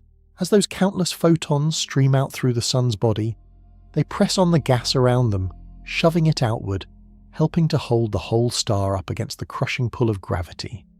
The sun is, in part, propped up by its own light. Think of it as an endless upward wind of light, blowing out from the core, catching the weight of the star and holding it aloft. Gravity pulls down, light pressure and heat push up. And for billions of years, the two have balanced almost perfectly, keeping the sun steady and alive, neither collapsing nor blowing apart. This balance is the secret to why stars last so long. As long as the core keeps burning, it keeps making light, and that light keeps pushing back against gravity. The star holds its shape steady and bright. in a standoff that can last billions of years. Our sun has been holding that pose for about 4.5 billion years already, and it has billions more to go. The same faint pressure that presses on your face too gentle for you to feel is strong enough inside a star to hold up a weight beyond all imagining. Pile up enough light, in a place bright enough, and that gentle shove becomes a pillar holding back the collapse of a sun. Scale changes everything. In our sun, light is a helpful partner, sharing the load with the heat of the gas. But the bigger a star gets, the more its light matters. In the truly giant stars, the monsters far larger than our sun, light pressure takes over almost entirely. It becomes the main thing holding the star up, and that leads to a stunning limit written into the universe. Because light pressure grows with brightness, and a star can only get so bright before its own light starts to win the tug of war. Push past that line, and the star cannot hold itself together at all. Its own radiance begins to tear it apart. There is a ceiling on how bright and how big a star is allowed to be, and light is the one that sets it. Every star is a balance between gravity crushing in and light pushing out. In a small, calm star, gravity has the upper hand, and the star sits quietly. Make a star brighter, though, and the outward push of its light grows stronger. Keep making it brighter, and you reach a line where the push of light exactly equals the pull of gravity on the star's outer layers. Cross that line and something dramatic happens. The star's own light starts to blow the star apart. That line has a name. It is called the Eddington limit, after the scientist who first worked it out. Here is the idea in plain terms. A star's gravity holds its outer layers of gas in place, the same way Earth's gravity holds the air around us. But the light streaming out from the star's core is constantly pushing on that gas, trying to shove it away into space. As long as gravity's grip is stronger than light's push, the gas stays put and the star holds together. Turn up the brightness, and light's push gets stronger. At the Eddington limit, the push finally matches the grip, any brighter, and light wins. The outward push of the star's own radiation overwhelms its gravity, and the star begins flinging its outer layers off into space, blowing away its own surface in a fierce glowing wind. Picture trying to hold a beach ball down at the bottom of a swimming pool. A gentle push keeps it under, but the water shoves back trying to send it up. Push a little harder and you can just barely hold it. Push any harder, and the ball rips out of your hands and rockets to the surface. A star at the Eddington limit is that beach ball at the edge of your grip, one notch brighter, and it tears loose. This limit shows up all over the universe wherever objects blaze with tremendous brightness. You find it everywhere the cosmos burns bright. The most luminous stars live right up against it, constantly on the verge of blowing off their own outer layers. Some of them do exactly that, shedding great shells of gas in bright expanding bursts, all because their light has overpowered their gravity. The Eddington limit even reaches beyond stars. Around the hungry glowing centres of some galaxies, where matter blazes as it falls inward, the same limit controls how fast that matter can pile up, get too bright, and the light pressure pushes the incoming fuel away, choking off the very brightness that caused it. Light polices its own intensity all across the cosmos. What makes this so beautiful is that it comes from the humble push we have followed the entire way. The pressure of light, too faint to feel on your hand, sets a hard ceiling on the brightness of stars. It draws a line in the sand and says no brighter than this, or you will tear yourself apart. And that ceiling on brightness leads straight to a ceiling on size. Because the more massive a star is, the brighter it burns. Pile on too much mass, and the star's brightness shoots past the Eddington limit before it can even settle down. Its own light rips away the extra material before the star can hold on to it. There is a largest a star can be.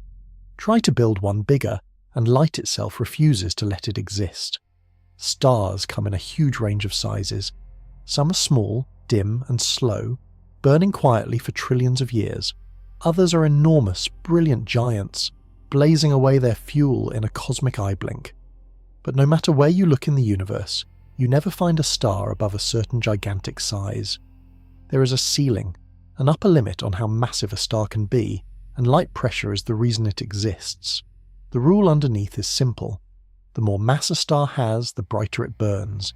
Heap on more material, and gravity squeezes the core harder, The nuclear fire roars hotter, and the star pours out far more light. Brightness climbs faster than mass. Double a star's material, and it can shine many times brighter than before. Now remember the Eddington limit, that line where a star's light gets bright enough to blow away its own outer layers. A more massive star is a brighter star, and a brighter star pushes harder against its own gravity. Pile on enough mass, and the star's brightness shoots right up to that dangerous line where light starts to win. So imagine trying to build a truly monstrous star, far heavier than any we normally see. As you dump more and more gas onto it, it blazes brighter and brighter. Long before you finish, its light grows so intense that the push overwhelms the incoming gas. The star's own radiation blasts the extra material back out into space, refusing to let it fall in and add to the pile. The star, in effect, slams the door on its own growth. This is why the biggest known stars top out at something like 100 or so times the mass of our Sun, give or take. Astronomers have found a rare few that seem to push even higher, into a couple hundred solar masses, and those monsters sit right at the ragged edge of what light will allow. Above that, stars simply do not appear. The universe is full of small and medium stars dotted with a few giants, and then, at the top, a wall. Light draws that wall. Picture trying to build a bonfire that keeps growing forever. At some point, the fire gets so hot and blows out so much heat that it drives away anyone trying to throw more wood on. The blaze itself pushes back the fuel. A forming star does the same thing with its light, blasting away the very gas that would make it bigger. This is one of the quiet, profound facts of the cosmos. The size of the largest stars is set by the humble push of light on gas. That faint pressure, working at unimaginable brightness, decides how big a burning sun is allowed to grow. Without it, giant stars might swell without limit. With it, the universe caps their size, and those rare giant stars, the ones living right at the edge of the limit, do more than tiptoe along the line. They pour out so much light that they reshape everything around them. Their radiance floods into the surrounding clouds of gas and dust, pushing it, sculpting it, carving it into shapes visible across thousands of light years. Some of the most breathtaking sights in all the heavens, the glowing pillars and vast bubbles that fill star-forming clouds, are carved by starlight shoving matter aside. Light builds stars, caps their size, and sculpts the dark clouds between them too. Some of the most famous pictures ever taken of deep space show towering pillars of glowing gas, vast bubbles carved out of dark clouds, and delicate wisps of colour stretching across unimaginable distances. These are the nurseries where stars are born, great clouds of gas and dust drifting in space, and their strange sculpted shapes are carved in large part by the same force we have followed all along. Starlight, pushing matter aside. Stars are born inside enormous cold clouds of gas and dust, some of them stretching across many light years. When a batch of giant, brilliant stars ignites inside such a cloud, they flood their surroundings with a torrent of light. That light does what light always does. It pushes. And on the tiny grains of dust floating in the cloud, that push adds up into something powerful. The dust grains are small, far smaller than a speck of flour, and they catch the starlight easily. Each grain feels a shove, driven away from the blazing young stars, as countless grains get pushed outward together, dragging gas along with them. The light slowly hollows out the cloud, blowing an expanding bubble of cleared space around the bright new stars. The stars carve out a cavity in the darkness with nothing but their glow. Where the light meets a thicker, denser lump of cloud, something dramatic happens. The dense clumps resist the push better than the thin gas around them, so the light eats away the easy material and leaves the stubborn clumps behind. Over time, this sculpts the cloud into towering columns and pillars, dense fingers of gas pointing back toward the stars with everything softer around them stripped away. Those famous pillars in the great star nurseries are shaped this way, slowly carved by the pressure of starlight wearing down everything it can move. Picture a sand castle at the beach as the tide comes in. The gentle water washes away the loose sand first, carving channels and leaving the packed, sturdy towers standing a little longer. Starlight does the same thing to a cloud of gas, washing away the thin material and leaving the dense pillars behind, at least for a while. These sculpted clouds do real work. The pushing and carving actually helps decide where the next generation of stars will form. As light drives the gas together in places, squeezing it into denser and denser knots, some of those knots collapse and ignite into new stars. So the light from one batch of stars can shove the cloud around hard enough to trigger the birth of the next batch. Starlight shapes both the cloud and the future stars hidden inside it. Across the galaxy, these glowing bubbles and pillars mark the places where bright stars are pushing back their birth clouds. Every one of them is a monument to light pressure at a titanic scale, the same faint shove from your skin, now strong enough to sculpt clouds bigger than anything the human mind can truly hold. We have watched light hold up stars, cap their size, and carve the clouds between them. All of that is light pushing on matter that just happens to be in the way. But people have long dreamed of harnessing that push on purpose, of building a machine that thrusts through space by throwing light out its back end. A rocket that burns no fuel at all, driven only by beams of light streaming behind it. The photon rocket. And it may be the ultimate spaceship. Every engine that has ever flown a spacecraft works by throwing something out the back. Burn fuel, blast the hot gas backward, and the rocket lurches forward. The faster you can hurl the exhaust, the more push you get. So here is a wild thought. What is the fastest thing you could possibly throw out the back of a rocket? The answer is light itself, which moves at the ultimate speed limit of the universe. A rocket that thrusts by shooting out beams of light is called a photon rocket, and in theory it is the most efficient engine imaginable. The idea flows straight from everything we have learned. Light carries momentum. When light leaves an object, the object recoils, kicked backward by the departing beam, the same way a rifle kicks when it fires.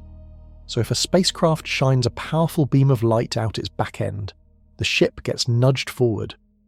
Pour out enough light, and you have thrust, with no fuel tank of chemicals to burn through, just light streaming away behind you. Why would this be the ultimate engine?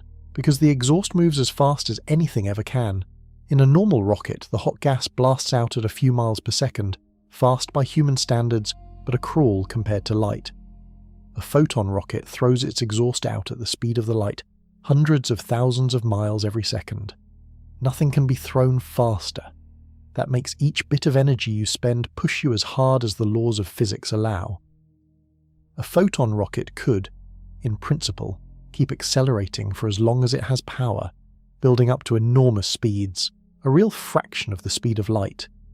It would be the dream engine for a voyage between the stars, a ship that could chase the fastest laser-push sails and go even further, carrying its own light source instead of relying on a beam from home. So why are we not flying these already? Because the push from light, for all its efficiency, is agonizingly weak for the energy it costs. To get even a gentle shove, a shove no stronger than a person leaning lightly on a door, a photon rocket would need to pour out a truly staggering amount of light, more than a huge power plant produces. To push a real spacecraft up to serious speed, you would need power sources far beyond anything we can build today. There is a deeper problem too. To make all that light, you need an incredible source of energy on board, and carrying that energy source adds weight, and the extra weight is exactly what you were trying to avoid. The most extreme versions of the idea imagine using the most powerful energy source physics allows, matter itself converted fully into light to feed the beam. That remains firmly in the realm of dreams and distant possibility. For now, the photon rocket lives mostly on paper and in the minds of physicists working out what might someday be possible. Nobody has built one that could fly a real mission. It stands as a glimpse of the far future, a reminder of just how powerful the push of light could be if we ever learned to command energy on a scale we can barely imagine. But you do not need to build a machine to see light pressure driving the most violent engines in the universe. Nature already runs them, on a scale that dwarfs any rocket, around the hungriest monsters in the cosmos. At the heart of many galaxies lurks a monster, a black hole so massive it holds millions or even billions of times the material of our sun, crammed into a single point. When gas and dust spiral toward one of these giants, they do not fall in quietly. They pile up, heat up, and blaze so fiercely that they outshine entire galaxies. These blazing hearts are called quasars, and they are among the brightest objects in the whole universe, their light does something almost unbelievable. It blows storms of gas outward at a fraction of the speed of light. Here is the scene. As material falls toward the black hole, it swirls into a flat, glowing disk, spinning faster and faster, growing hotter and hotter. Near the center, that disk gets so blindingly hot that it pours out more light than 100 galaxies combined. This is the most intense light in the cosmos, a flood of radiation blasting outward in every direction. That light does what light always does. It pushes. But here, the brightness is so extreme that the push becomes a hurricane. The radiation slams into the surrounding gas and drives it outward, faster and faster, until whole clouds of material go screaming away from the black hole at incredible speeds, a good chunk of the speed of light itself. These are some of the most powerful winds in all of nature, and light pressure is the engine behind them. Think about the sheer scale.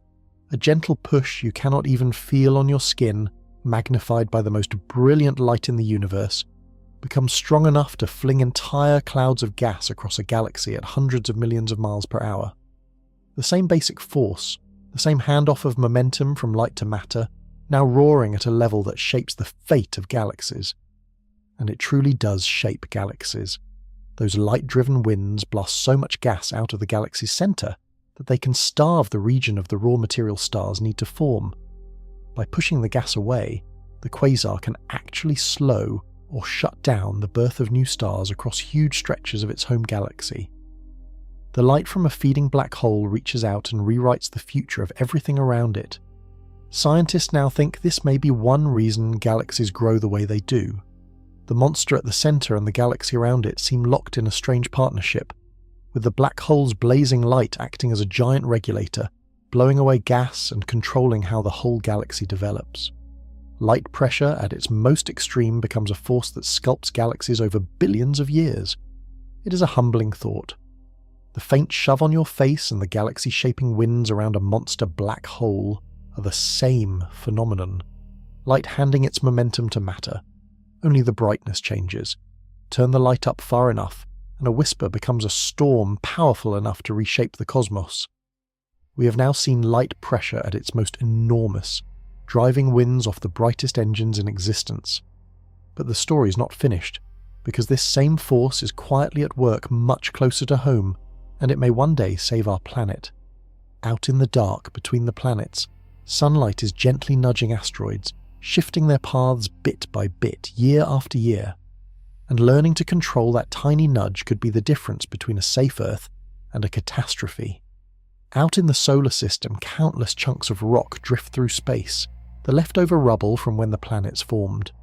We call them asteroids, and most of them tumble along their orbits for billions of years. But their paths are not perfectly fixed. Something is quietly nudging them, year after year, slowly shifting where they go.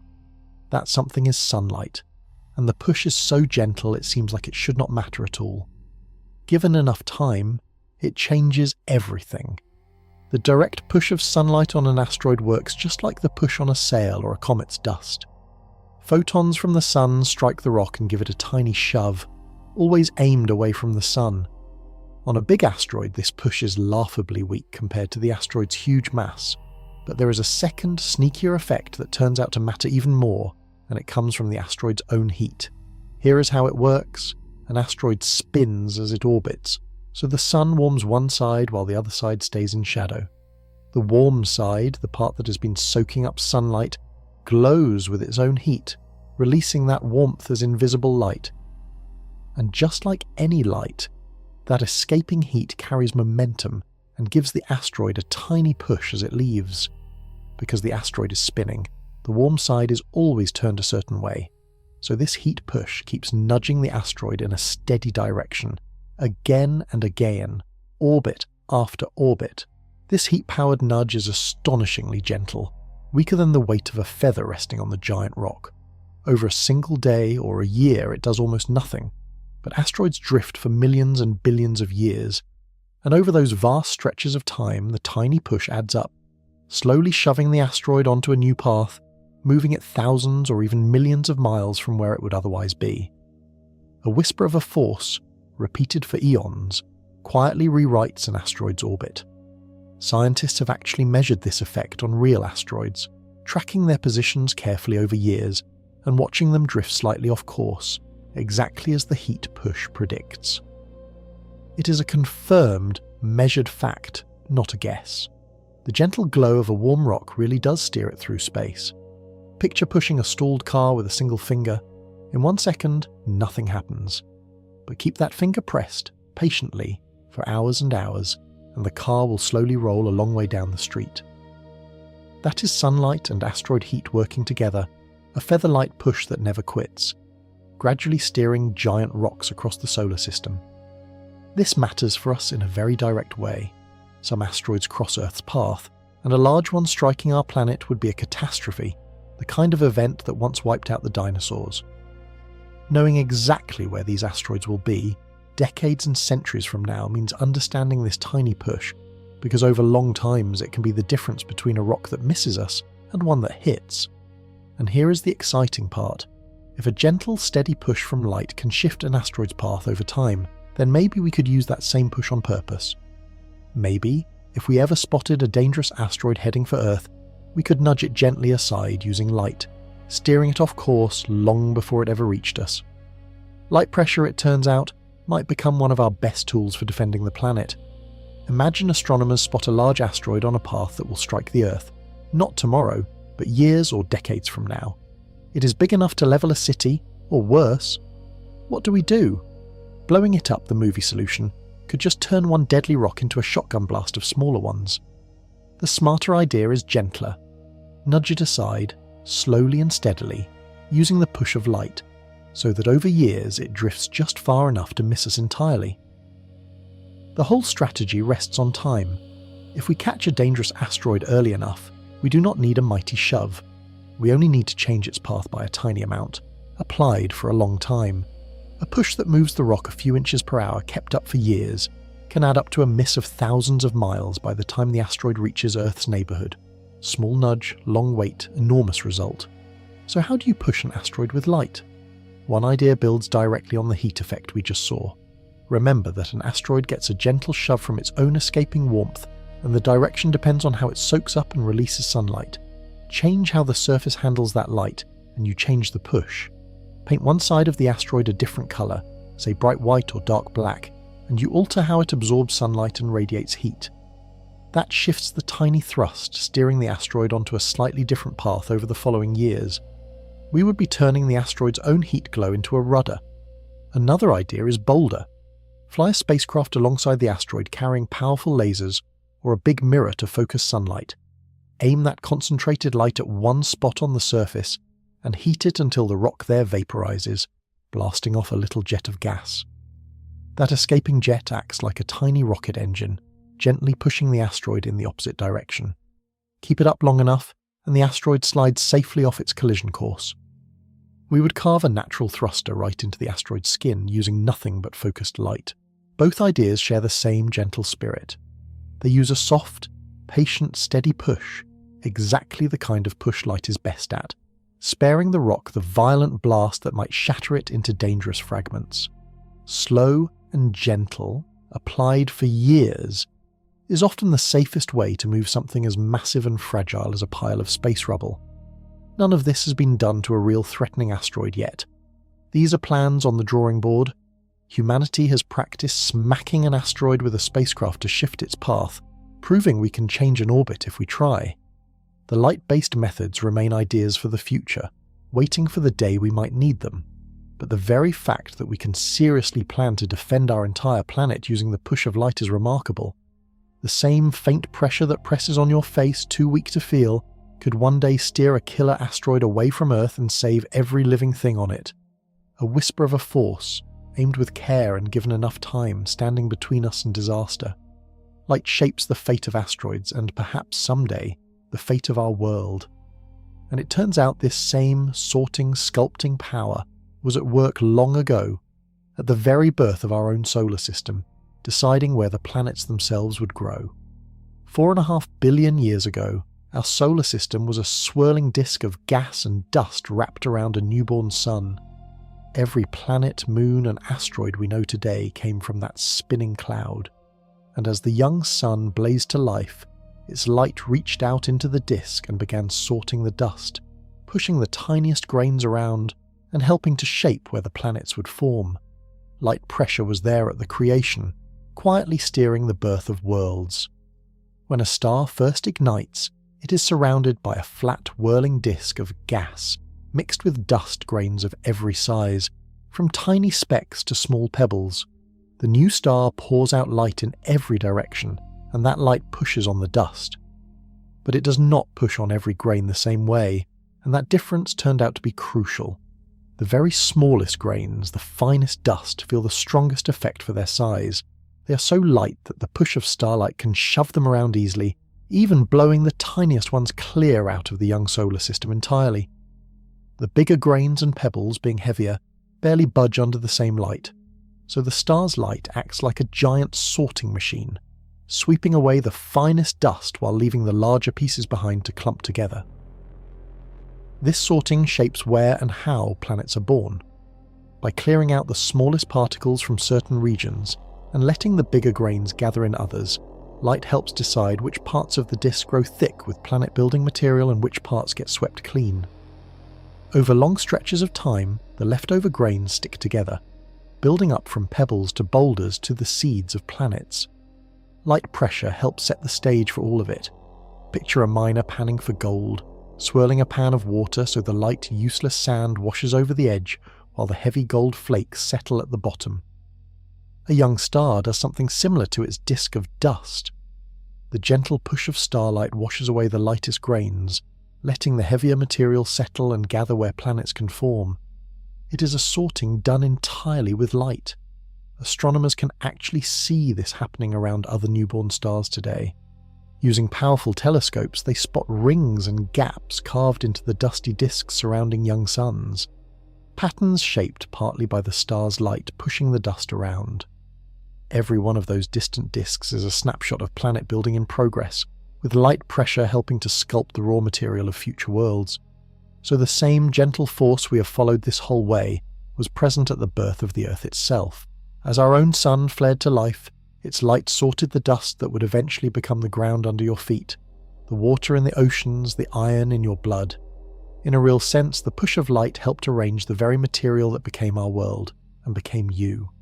We have travelled an extraordinary distance together, from the faint pressure on your skin, out to trapped cells and frozen atoms, to stars held aloft by their own glow, to galaxies reshaped by blazing black holes, all the way back to the dust that built the planets.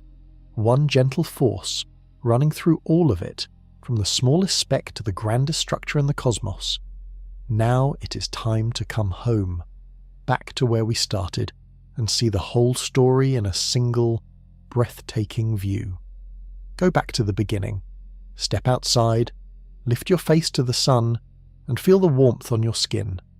Somewhere in that warmth is the push, the faint pressure of sunlight pressing on you. Far too gentle to feel, adding up across your whole body to about the weight of a single grain of sand.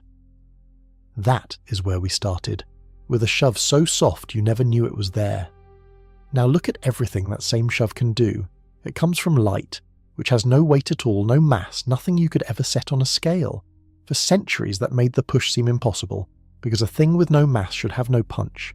Then we learned the deep secret. A push was never really about weight. It was about momentum, the handoff of motion from one thing to another, and light, racing through space at the fastest speed there is, carries momentum in every beam. So light pushes, exactly as much as the math demands, proven on delicate scales and in single collisions between light and a lone particle. From that one simple truth, a whole universe unfolds. The push of light bends the tails of comets across the sky and blows them always away from the sun. It fills the sails of spacecraft that need no fuel, carrying them between the planets, and it may one day fling a tiny probe toward another star at a fifth the speed of light. In a laboratory, sharpened to a fine point, it becomes a pair of hands delicate enough to hold a single living cell, and a cold so deep it freezes atoms into a form of matter that exists nowhere else. Turn the brightness up, and the whisper becomes a roar. The push of light holds up the sun against the crushing weight of its own gravity, propping up a star for billions of years. It sets the ceiling on how bright and how big any star can grow, refusing to let the giant swell past a certain limit. It carves glowing pillars and vast bubbles in the clouds where stars are born. It drives storms of gas screaming away from the monster black holes at the hearts of galaxies, reshaping the cosmos itself. And long ago it sorted the dust around our newborn sun, helping to build the very planets, including the one beneath your feet. The same force, always the same force, light handing its momentum to matter. Only the scale changes from the grain of sand pressing on your skin to the winds that reshape galaxies. Turn it down, and it is a shove you cannot feel. Turn it up, and it holds up suns and sculpts the heavens. That is the quiet wonder of it. The push of light is woven through the entire universe, working in the smallest cell and the largest galaxy, at the birth of planets and the death of giant stars. It has been pressing on this world since long before there were eyes to notice it. So the next time you step into the sunlight and feel that warmth on your face, remember what is really happening. Light with no mass at all is pushing on you, gently, steadily, the same force that sails ships between the planets and holds the stars together. You're standing in a river of it, feeling a touch from the same power that shapes the cosmos. It was there all along. Now you know it. Feel the push and look up.